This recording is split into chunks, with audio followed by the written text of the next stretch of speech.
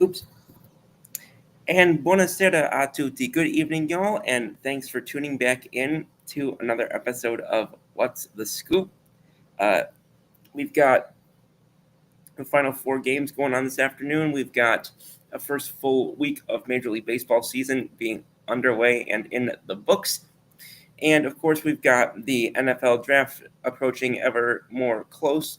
And then we have the NBA and NHL seasons continuing to approach their regular season end as well. So, plenty to cover as always, and looking forward to hearing what's on y'all's minds tonight. Please do at any point jump in on the chat, jump in on the comments, and let me know what your thoughts are. Let me know what topics that you have in mind, what questions you've got, and looking forward to having some fun tonight. So, with that all in mind, with it being the most time sensitive and the most relevant, up to the moment information, I will share that for those who haven't seen it. Just a few moments ago, it went final that Florida did beat Auburn in their Final Four game. The Duke, Duke game is about to tip off against Houston. That tips off in about 45 minutes or so. So I'll be covering that at least at the very end of the show. Be covering that once that tips off and sharing updates from that as they come in. But as somebody so I was following this game, and I had Auburn for my bracket as far as that was concerned. I had Auburn winning this game, but man, just talk about a team that began looking like there was no shot they were going to lose and then just completely falling off in the second half. Florida didn't start out the hottest, but they were consistent going into the second half from the first half. Whereas whereas on the Auburn side of things, they started out extremely hot, scored 46 in the first half, and then could only muster 27 in the second half. Auburn just completely, whether it was very questionable shot selection as the time was going closer to the end, whether it was just an inability to make anything happen from deep, or whether it was their issue, they were having just no success on the boards. There was a lot of scrutiny on Johnny Broome and the way that he performed in the second half.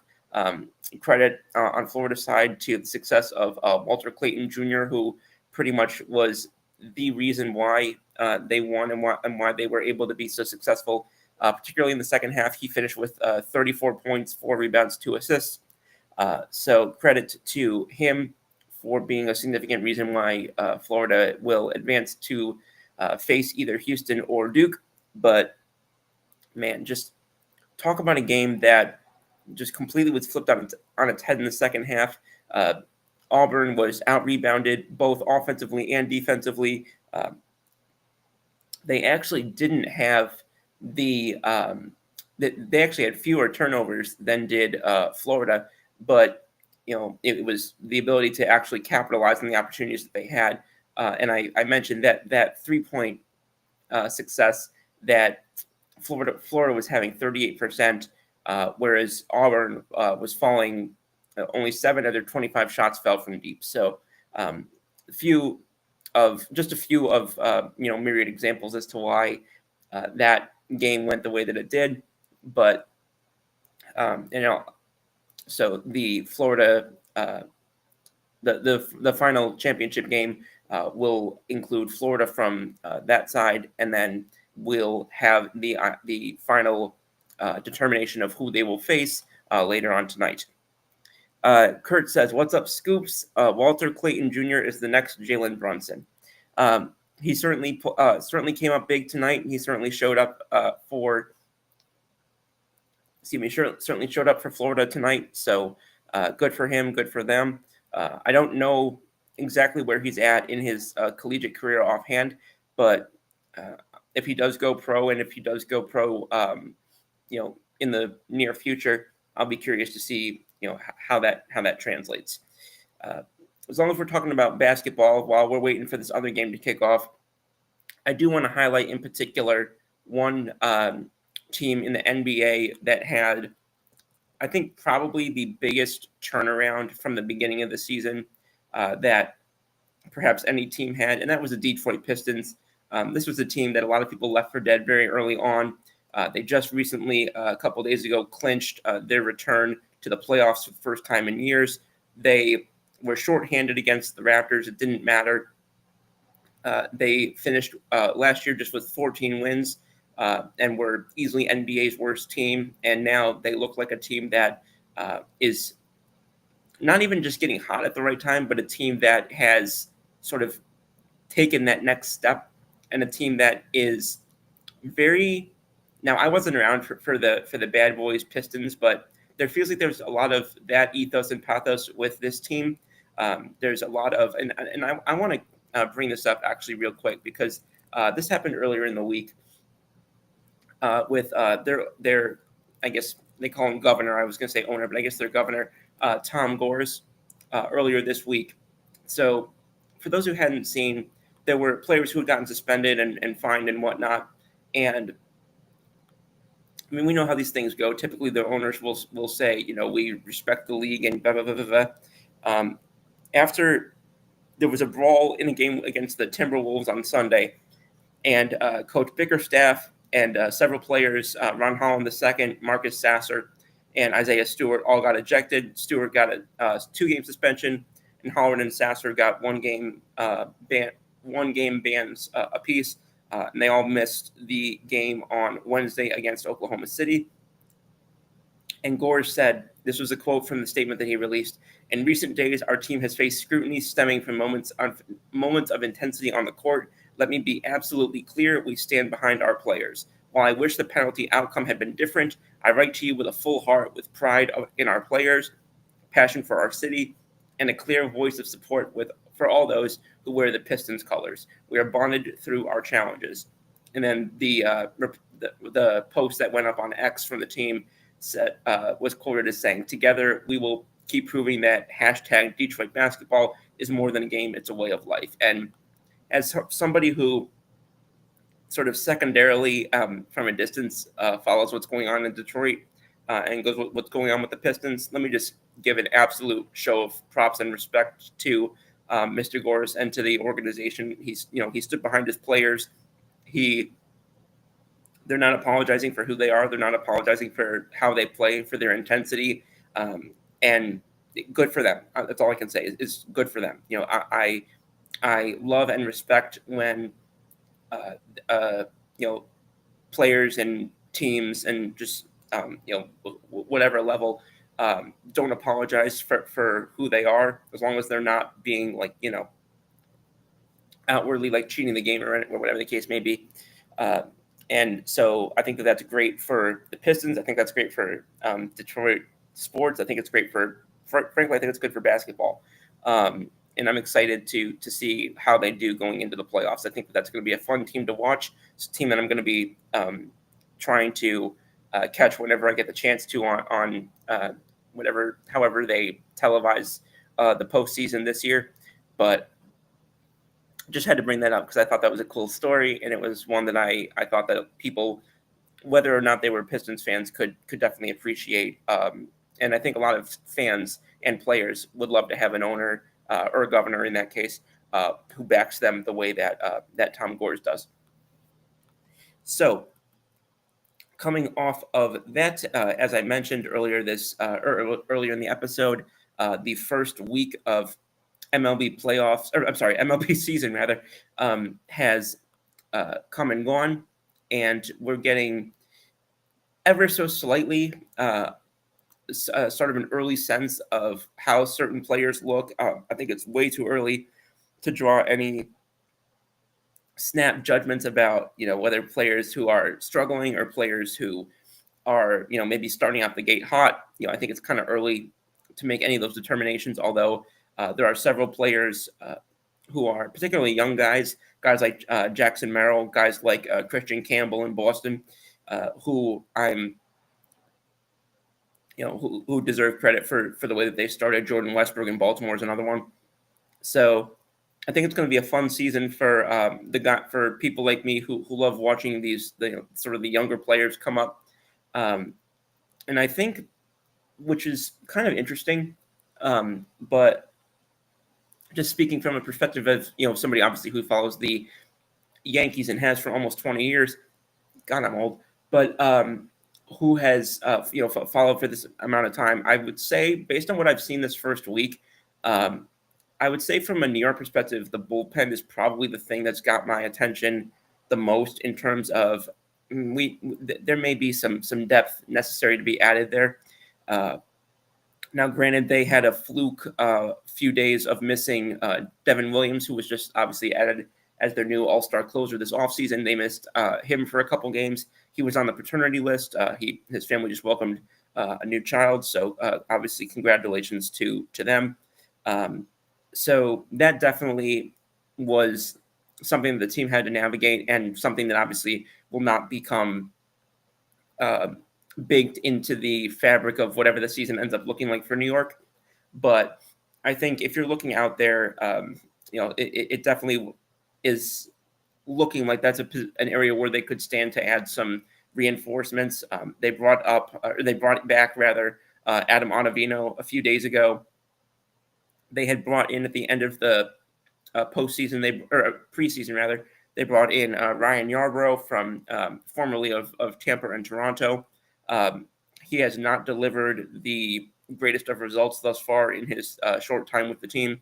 So that is definitely one area where I would look at and say perhaps could utilize and could stand to improve in these spaces. One player that I do want to bring up, because I've been critical of him in the past, but I absolutely, from a non-Yankees standpoint, I absolutely have to bring up the success that he's had to start the season, and that's Fernando Tatis Jr. The guy has already stolen 5 bases, which is second in Major League Baseball behind only O'Neill Cruz of Pittsburgh. The guy has 5 times more walks than he does strikeouts right now. And again, I know it's only 8 games into the season, but you just don't see that in this day and age for any stretch of period of time. So that's remarkably impressive to me, and definitely warrants respect and acknowledgement.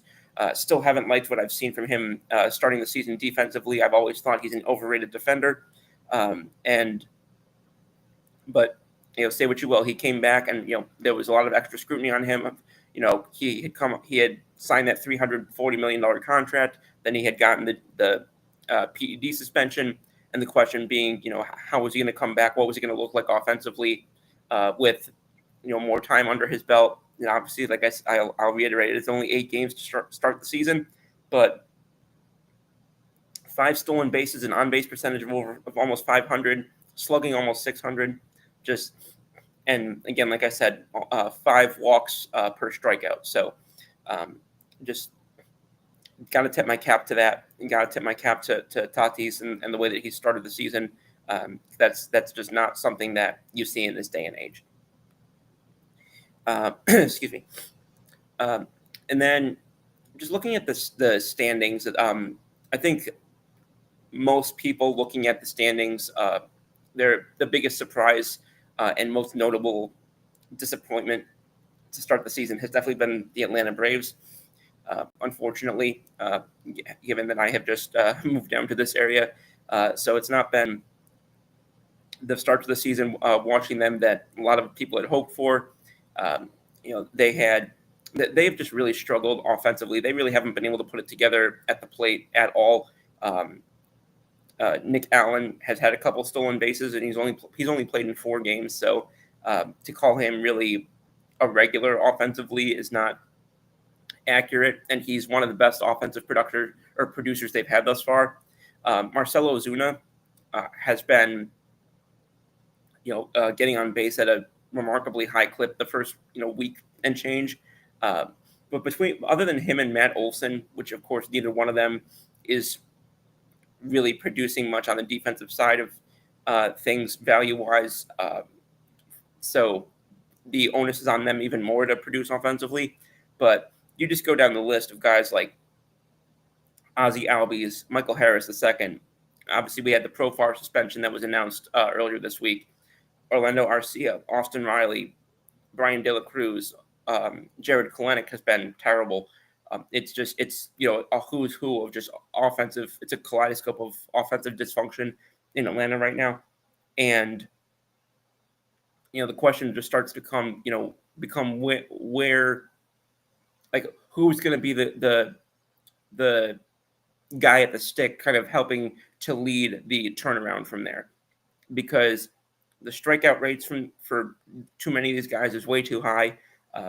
We've gotten a few sporadic home runs from guys like Riley, Albies, Harris, Kalenic, but it hasn't done enough to neutralize or to sort of pull up the rear from how disastrous the performance has been otherwise. And again, losing Profar, everybody knew was going to be a challenge, and that was before their losing streak had gotten to the level that it ultimately did when they failed to win any of their first 7 games. But that is a team that has definitely, in terms of when you look at all the teams that started out poorly record-wise, that definitely is the team that I think is getting the most attention negatively, and I think justifiably so. I do think that some of the games have been lost on a very close margin, so I don't think that the struggles to this point have solely been based off of a negative from a talent perspective. I think that some of that has been, close games that, when you lose by 1 run or win by 1 run, typically those are numbers that tend to even out and equalize over the course of time. So I do think that some of that has been at play for Atlanta as well, but you cannot be relying on Olsen and Ozuna as your to keep your entire lineup, treading water. This is not going to be something that you're going to be able to contend with for a long period of time. Nicole Gizzy jumps in and she says, "Scoop." Oh boy, that's a good one. I'm going to use that. I am curious to see how he does tonight, and if he advances on Monday, because a lot of people expect him to be the first guy off the board in the draft. There's obviously, as a Pelicans fan, there's a very legitimate chance that the Pelicans could be that team that ends up with that number 1 pick. So I'll be curious to see how he handles these 2 big games today and Monday.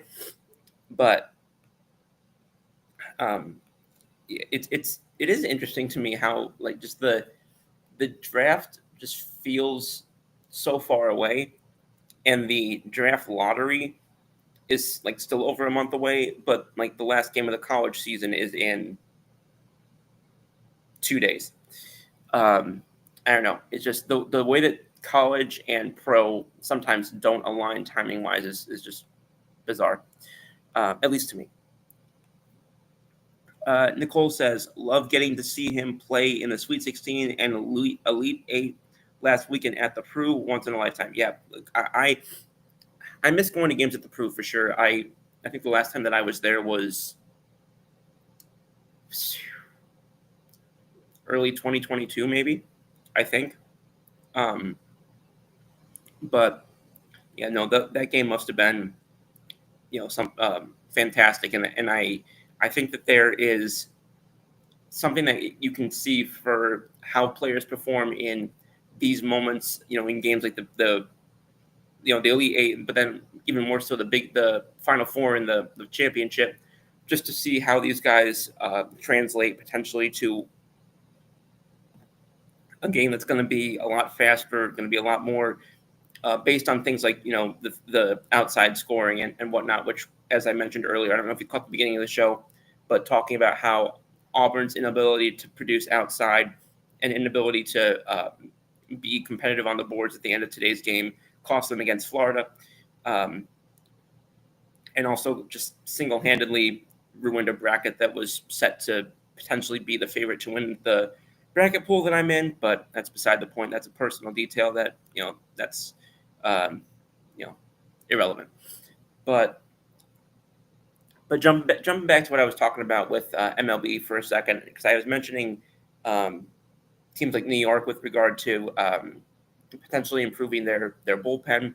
One name that did come up recently in the last day or so was former Yankee reliever David Robertson, Houdini, and that's somebody who I've heard is a possible fit in terms of if they go out of the organization and try and bring in another reinforcement, not on the trade market, because I know the trade market is typically not all that active this time of year, and so I will be curious to see if now that they've got that full bullpen back, with particularly with Williams and company, if those things start to be more consistent.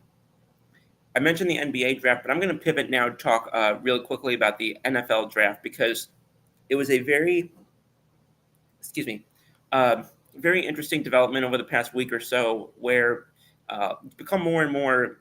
I don't want to say clear, because anything can happen, but the uh, breadcrumbs, I guess you'd say, are leading more and more toward an outcome that sees the Tennessee Titans taking Cam Ward first overall in the draft later this month. And a lot of that question has left at number two, what the Cleveland Browns are going to do with that selection. Uh, there had been talk for a while that Shedeur Sanders was going to be the guy. Then it had been Abdul Carter was getting a lot of the noise. And it sounds like that has pivoted once more. And if this last report from multiple people, including Jeff Howe and among others as well, is to be believed, then this is actually the outcome that I'm hoping for Cleveland. And that says that Jeff Howe of The Athletic reports that there's a growing belief around the league that Colorado wide receiver and cornerback Travis Hunter is the favorite to be selected by the Cleveland Browns with the second overall draft pick. According to high-ranking executives and coaches, the Browns have been high on Hunter throughout their draft process. And with Browns GM Andrew Berry, shout out to Andrew Berry, former Eagles executive, by the way, with Browns GM Andrew Berry paying close attention to him during Colorado's pro day. Now, I had said last week when I was talking to, shout out to my buddy Justin Martinez, J Mart was on with me last week. I had said when I was on the show with J Mart last week that I didn't understand why it sounded like Travis Hunter could potentially fall out of the top three.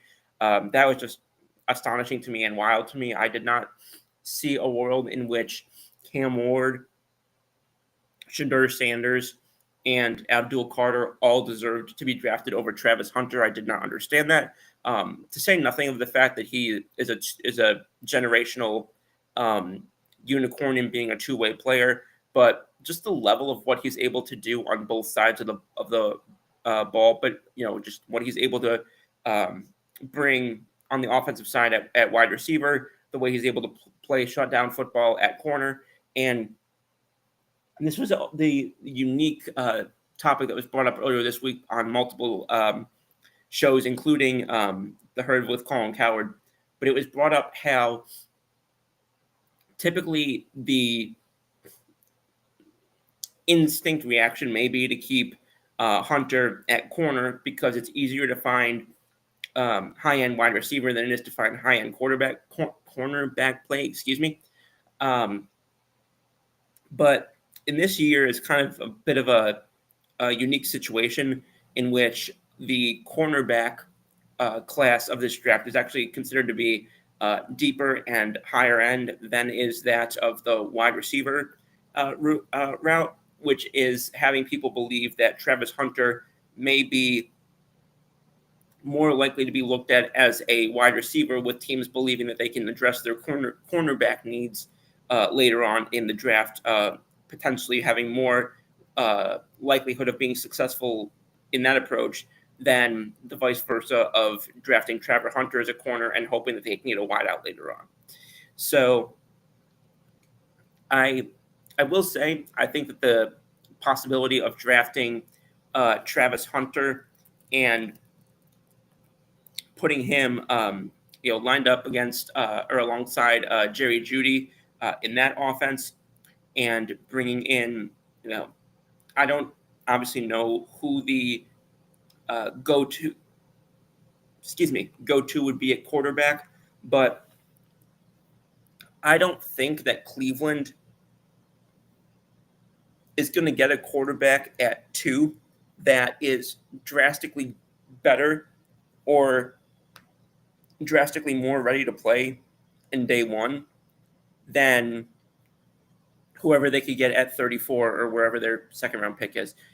I don't think that that's the case this year. I don't think that you have a sort of top 2 or 3 quarterbacks and then fall off like we've had. Maybe you can argue that was the case back in the year like 2020 when you had guys like Burrow, Herbert, and Tagovailoa. The sort of pre-draft perception of like there's these 2-3 guys and then the field. I don't think that's the case here. I don't think there's even a consensus on who the top 1 or 2 quarterbacks are. I've seen people put guys like Cam Ward, like I've said earlier, I think that Cam Ward is kind of circling as the looming number 1 quarterback. I've seen people who don't have him in their top 3. Same with Shooter Sanders. I've seen people who think that he's the best quarterback available. I've seen people who don't think he should be in the top 2 rounds. So with there not being a tremendous consensus at quarterback this year, I think it makes more sense to go with the not necessarily best player available, but to go with a player who has the ability to be a game changer for you. And I don't think you're getting a game-changing quarterback, at least on day 1, at the 2nd overall pick this year. I think you are getting a game changer on day 1 if you draft Travis Hunter. And so if I'm Cleveland, which God have mercy on my soul if I were Cleveland, but if I'm Cleveland, I definitely think that Travis Hunter is the way to go there. So if these recent reports are accurate and if they hold up, then I think that that's a solid move for them. And I think that Cleveland can take a chance in round 2 or 3 with a Jalen Milroe or with a Dylan Gabriel or with somebody, who's maybe not a finished product, but somebody who has the ability to develop this season behind whoever ends up being their number 1 quarterback. There's been a lot of reports recently that they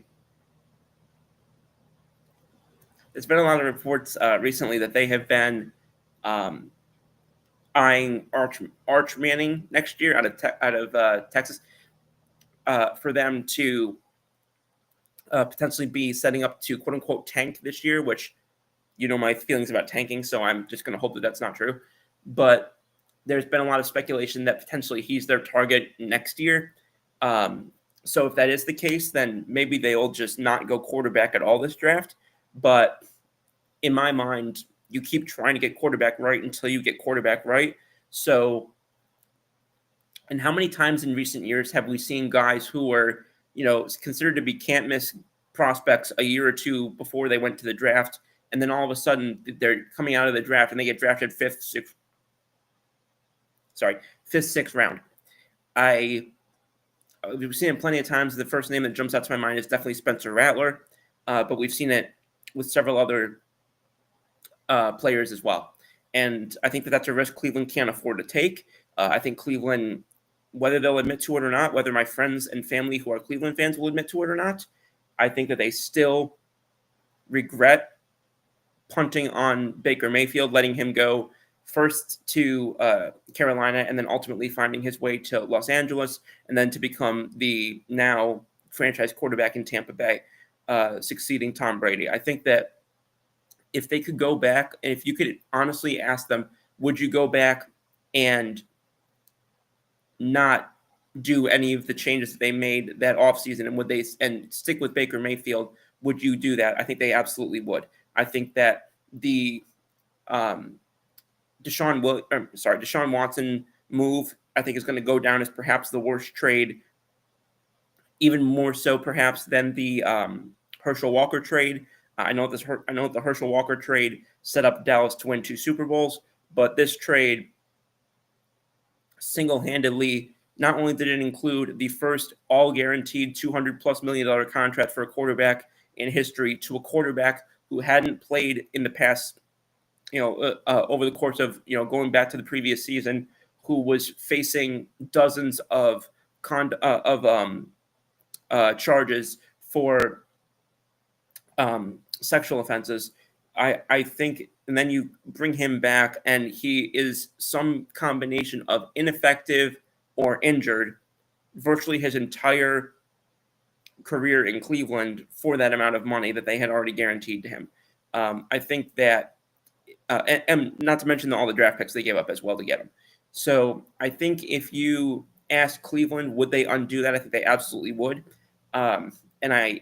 Until they get quarterback right, I don't think they can afford to stop taking chances. So I absolutely, while I wouldn't go that route in the first round, I would go Travis Hunter. I think that if they can match that with a guy, like I said, a Milroe or a Gabriel later on, and then not force those guys to start week one, but bring them along and potentially develop into an every week starter eventually once they, do kind of the, Smith to Mahomes is one of the obvious ones, but Tyrod Taylor, it was another guy who kind of served as that bridge quarterback in multiple phases of his career. So I think that would be something that would be optimal for Cleveland if they have the ability to be patient with themselves and have the ability to trust that they can learn from their mistakes and not double down on where they already screwed up. Mr. Osborne says, "Hey there, Swifty Scoops. Nice to see you again. How you doing, Mr. Osborne? Appreciate you jumping in. Hope you're doing well." I had an interesting experience this past week. I was talking to a friend of mine from college who was big into, it's not NASCAR, but she's big into F1 and some other elements or some other like areas of racing and such.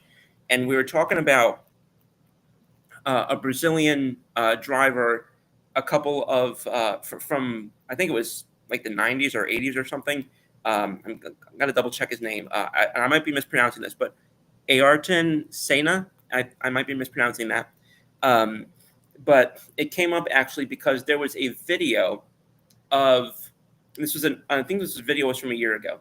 There was a video of Warriors guard Stephen Curry, and he was dribbling a basketball. I think it was before a game, and he was dribbling it, and then he hit a spot in the floor where the ball wasn't like bouncing back up to the level that, I guess to the level he expected, and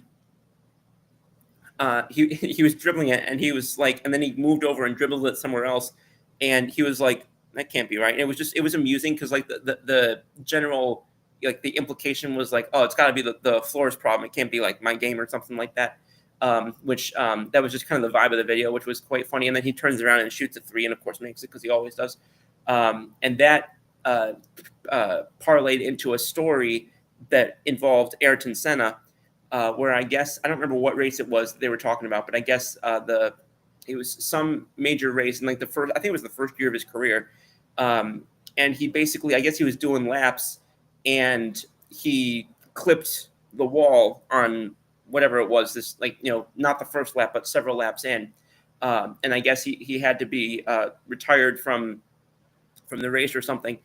And I guess the thing that he said to one of the officials was like, that wall wasn't there beforehand. And then I guess they thought that he was like, they're like, I haven't heard that before. And like, they thought he was making a ridiculous statement or a joke or something. And they went back afterward. And apparently Senna was actually right that because it was some sort of like a concrete fixture that was being used as the boundary, I guess the wall actually, because it had been nicked by a previous driver, I guess actually something had come loose or out of order. And it was actually, he was actually right that, because of how precise he was with every time he went around that turn, that the turn that he was making was actually not the same turn that he had been making before. So, yeah, I don't know. I thought of you when I saw that because I obviously, as you know, I don't have a ton of background when it comes to F1 or things like that. But just that story when I was seeing both the video of the Steph Curry, and then the story about Ayrton Senna that I was talking to my friend about. My friend knows far more about F1 and Ferrari and McLaren and all of that than I ever have. But just an amusing story and amusing crossover that I thought you might appreciate. Okay, yeah, you said that you saw that. Okay, but yeah, I thought you'd appreciate that. Just double check. I don't think that the second game has gone live yet. I'm just double checking that real quick. No, we're still a few minutes from tip off on that. So while we wait for that to kick off, there was some news that dropped right before the show went live tonight. So I want to mention this back to the NFL real quick. Dolphins offensive lineman Teron Armstead was announced his retirement at the age of 33 earlier this evening, ending his decorated 12-year career. He had signed a 5-year, $75 million contract with Miami a couple years ago. Last 3 seasons, he was the left tackle starting for the team. He's a 2-time Pro Bowler with them, a 3-time team captain.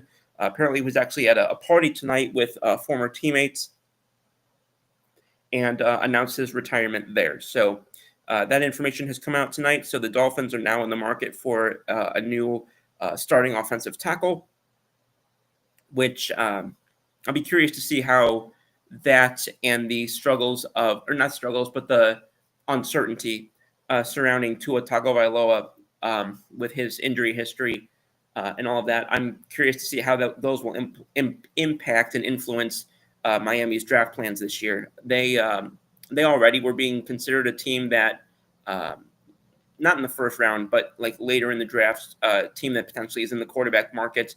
And I do wonder now, with the having to bring in a new offensive tackle, which their line is a unique situation because Tua is one of the rare quarterbacks who is a left-hander who throws left-handed, which actually was, aside from the fact that he was an Alabama quarterback, was one of the things that I first learned about him because I'm also left-handed.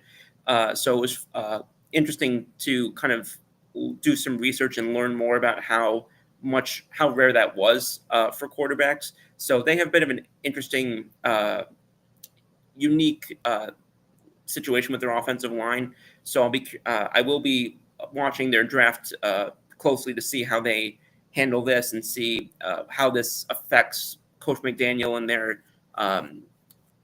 ways that they choose to scheme things up going forward and how they choose to develop the future of their offensive protection for Tua, especially in the wake of his multiple concussions that he's suffered over the past several years. Because there's a lot of people, myself included, who have thought that it was a major risk for him to continue playing to the extent that he has. I honestly am surprised that he has done so, but I obviously hope that he has a healthy and successful remainder of his career and obviously his life afterward. But this will now add an interesting wrinkle, I guess, into what that looks like with now Teron Armstead again being announcing tonight that he is ending his career at the age of 33. So, excuse me. And then, speaking of the end of careers, a career that ended a couple years ago with regard to the NBA, but another headline that came out this week was former NBA player, former Nugget, Knick, Trailblazer, and several other teams, Carmelo Anthony. He has been elected. He learned this week that he was being elected to the National Basketball Hall of Fame. He has been a 10-time All-Star, 6-time All-NBA team. He played college at Syracuse, was on the championship team as a freshman in 2003, was the NCAA tournament's most outstanding player. Because he had been in Denver for about 9 years. There actually was some renewed controversy this past week over the fact that Nikola Jokic got to wear the number that he originally wore in Denver. but he played for the Nuggets for 9 years, played for the Knicks for 7 years, and then bounced around those last several years between Oklahoma City, Houston, Portland, and LA. But he is officially, as of this week, being announced as one of the newest members of the Hall of Fame. That brought up uh, quite an interesting polarized discussion. There were a lot of people who were saying that as a primarily a scoring dominant player, that without any championships, that it kind of called into question, did the NBA or has NBA and basketball in general, has their Hall of Fame become too watered down, which I know is a conversation that you see across sports most years after their Hall of Fame classes get announced. Um, there was a lot of dialogue over, he has such a, excuse me,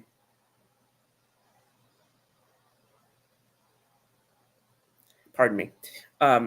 There was that he has had, again, not retired without any championship rings, and going back to, and then you have the obvious arguments that come in with, well, Bill Russell won all these rings and he's not considered the greatest of all time, so why can't you be considered a Hall of Famer without winning a ring? It's not just one player who can be responsible for that.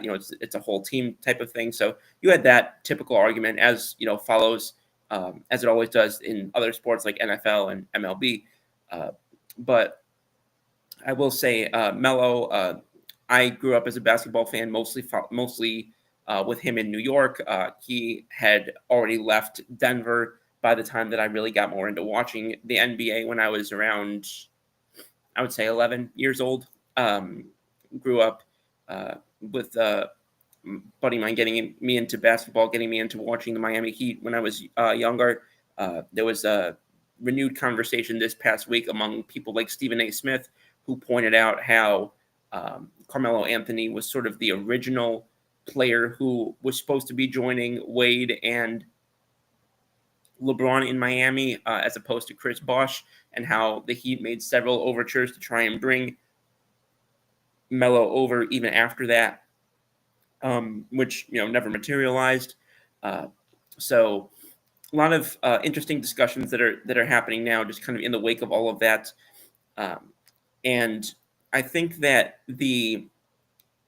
I think that it does beg an interesting question about when it comes to the importance. Obviously, in sports, winning is what's central to everything, and the sort of the whether or not you're penalizing players twice when it comes to great players who aren't able to win a title, as opposed to very good players who win a title, but they're not major, playing integral roles in that team's success, or perceived to be playing integral roles in that team's success. It kind of reminds me of conversations we've had in the past about quarterbacks, for example, and they're being almost knocked because, oh, they're so good, because they had this great receiver or this great tight end or this great line or this great defense or this great coach. And I don't know, I feel like the way that we evaluate success in sports is so skewed at times. Just the way that we can look at these players, and we're almost penalizing success, but we're also looking at players who were successful but didn't manage to win a championship in a career that otherwise was very successful, and saying that it hinders their greatness. Like, I feel like some of these arguments just like violate one another in different ways, and it's always fascinating to me to kind of take a step back and take in all these different perspectives and all these different um, schools of thought when it comes to sports media, particularly around something like the Hall of Fame, because you've got people who will say that, well, it's championships that matter, But then if a player wins a ton of championships, well, it's because they had a bunch of great players around them. Yeah, that's how you win championships. Like I don't remember the last time I saw a team win a championship with one great player and a bunch of G leaguers around him. Like that's just not realistic. And it feels like, and I think I think scrutiny is good. I think healthy levels of scrutiny and criticism and dialogue over these things is a positive, but it feels sometimes like people are trying to talk their way out of legitimizing success, but also finding ways to try and,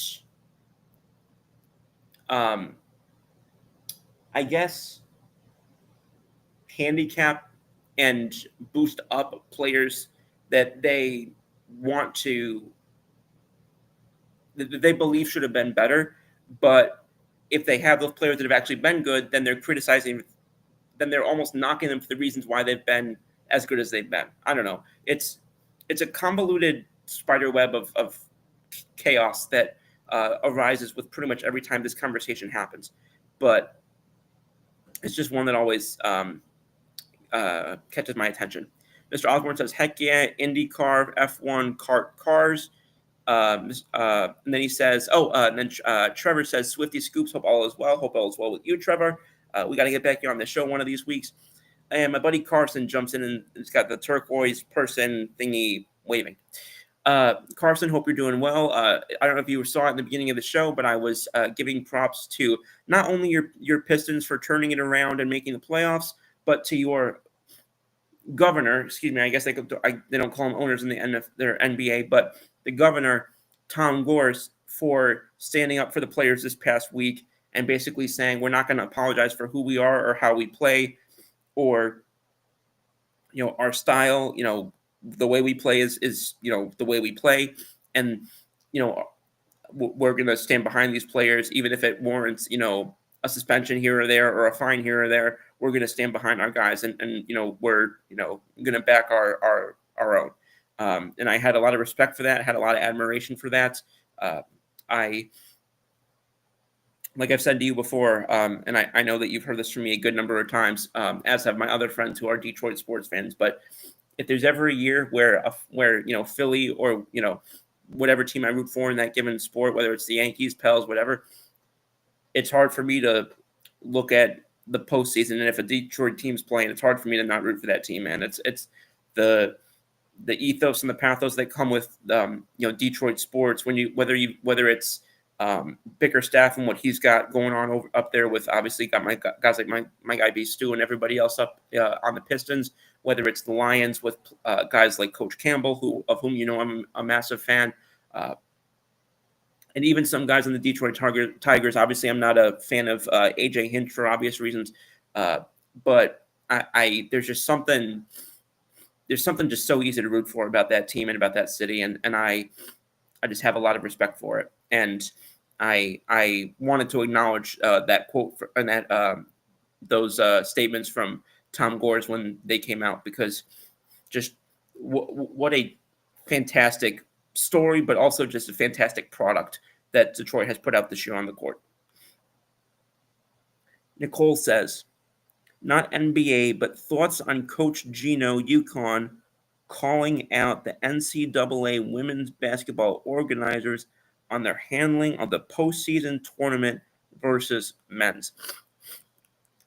Thoughts on Coach Gino UConn calling out the NCAA women's basketball sorry, I'm just trying to make sure I'm understanding your question.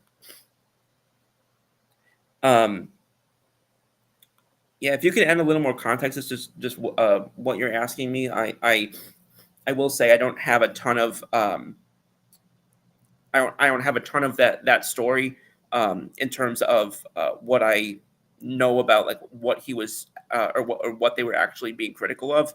I only saw, that he made a comment about the regional format after the game against UCLA. I don't have a ton of context to that.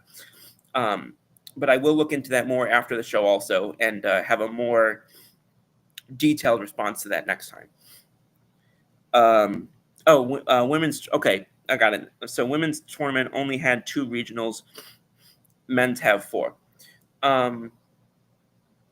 Yeah, again, this is not an area where I have as much background when it comes to that, so I'd want to look into that more before I say a ton. But I do think that if you're, I don't know what their logic is, or what their reasoning is behind that. You said later on the lady players only also had 1 day of rest in between games versus men's after the round of 32. So again, I don't know what the reasoning behind that is. I don't know if that was that related to travel? Was that related to the the location of the games? Was that I don't really know where or how that was architected or how that was orchestrated. Because obviously on its surface, obviously the obvious reaction is things should be what's true on one side should be true on the other side. But again, I'm aware that there's variables potentially at play of you know if one series was scheduled with the teams that were going from Texas to Arizona versus one that was scheduled from teams going from California to New York, I obviously understand why in that scenario why one travel might be warranting the extra day. But again, so that's just where I would need more context and information that I don't have in front of me at this moment. But I will look into that more and try and have a better answer for you next show. Appreciate that question, Nicole. And I apologize that I don't have the as much information as I would like to give you a better answer on that question. But I also don't want to just be spitballing an answer here with a limited set of facts. But yeah, so as I'm looking here, there was a quote that says UConn's Gino Auriemma, I hope I pronounced that correctly, ripped into the NCAA's 2 regional format tonight following his team's win against UCLA. Back in this USA Today, it says, back in 2023, the NCAA changed the format for the women's tournament. So 2 host sites for the Sweet 16 and Elite 8. Originally, the NCAA said the hope would be to draw more fans to the regional sites. However, Auriemma disagrees. 2 regional sites accomplished that goal. So this is a quote from him, says, so what you're saying when you have 2 regions is you don't care if half the country can't get to a game. I get, but yeah, you want to go to the game. I mean, come on, it makes no sense. Okay. Yeah. So he says, so you know why they have 2 reasons, or why they have 2 regions, so they can cut costs. So they want to do it on the cheap and then say how much money we're making. Isn't it great the NBA or NCAA look at the new TV package we got, and you know how much money we're making yet because we're shortchanging the kids, right, and giving them that best experience. He says that the people running the women's side are not true basketball people. And I will say, from that specific quote, I hear people use this phrase all the time, and I don't really, it's not my favorite when I hear people say, like, basketball people or football people. I got people, who I speak to who use that phrase, like basketball people or football people or whatever. And, I don't know if they're saying, people who have played that sport in the past, or people who have played that sport at the, the collegiate level in the past, or really how they're defining quote unquote baseball people or basketball people or football, whatever. So, I mean, on the surface, I can understand the frustration for sure.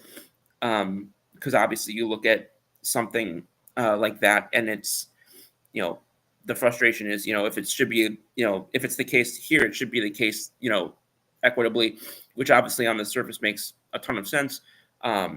But again, I do need to understand that situation better for me to have too strong of an opinion. Jody says, wow, Astros can't hit currently. Yeah, they were another team. I mentioned earlier that the team that surprised me the most for sure this week with how they were struggling was Atlanta. Houston was probably up there. I know that they made some changes this offseason. I know that Altuve was smoking it this past week. Thank God, because he was at the center of a major trade I made in fantasy baseball last week. But I saw that they lost today 6-1. Altuve had another. He had three. He went 3 for 5, had a home run. Granted, I don't think it helped that Arrighetti played the way that he did. Gusto had a solid outing. He got 3 innings out of him, 3 clean innings out of him, which is impressive, striking out 4. But yeah, anytime you're only scratching across 1 run, that's obviously not great. Granted, Bailey Ober is a solid pitcher, even though he only went 4 innings, and they pieced together the rest of the game with guys like Varland, Sands, Alcala, Topa, and Duran. Although I think that, as I said last year, I think the Twins pitching is underrated. So hopefully hopefully in that respect, hopefully the pitching staff kind of justifies those statements from me a little bit better this year. But yeah, that was surprising to me. But again, as I said last year, Houston will always be a team that I expect to break out, and I just assume will break out at some point. More or until they substantially prove otherwise to me. It's just for years, from the post, like, I can't remember who it was, but the manager that they had after Bo Porter. But from that era in like the mid 2010s up until literally last year, Houston was either ruling the AL West or at least was in some way or another a thorn in New York's side for literally 8 years. So to look at that and then just believe that, it's, this is finally going to be the year that's not the case. I don't know. I'm going to need to wait and see. But again, they did make some changes this offseason.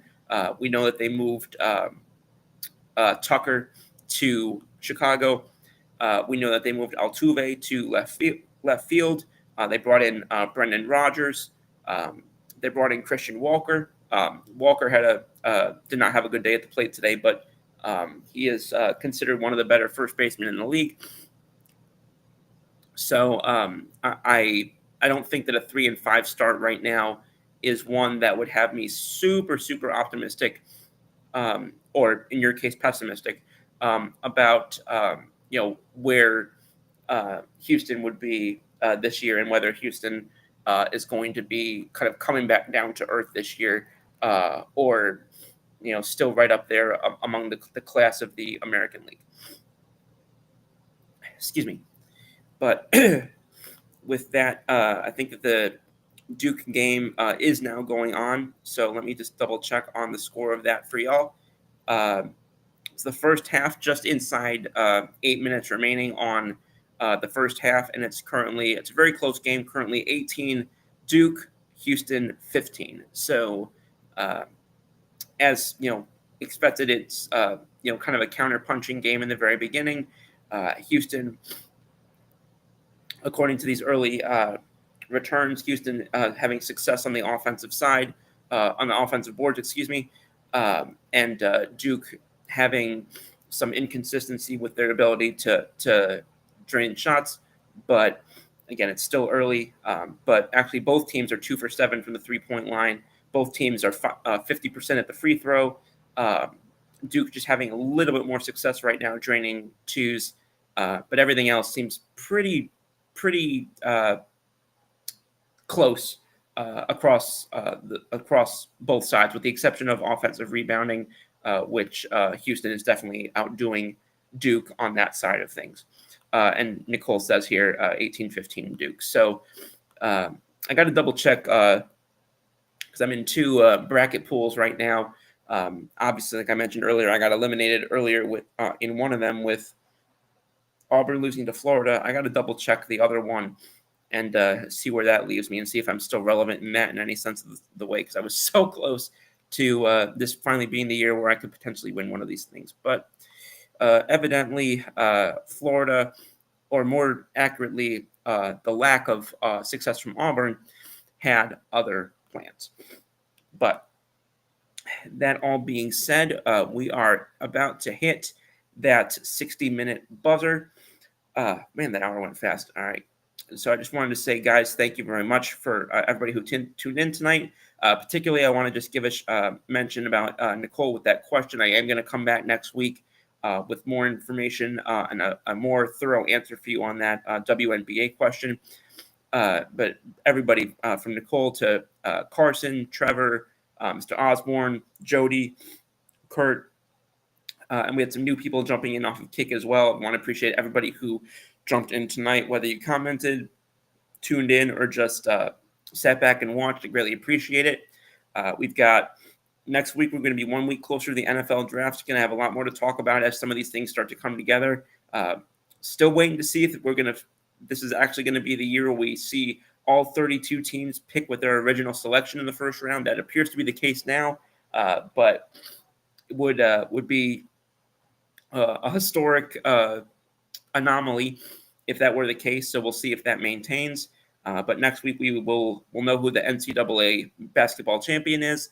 We will know perhaps a little bit more about what's going on in the NFL draft. We'll have another week under our belts with MLB season. So looking forward to coming back next week, Saturday, April 12th, 9 p.m. Eastern, 8 p.m. Central. Same scoop time, same scoop channel.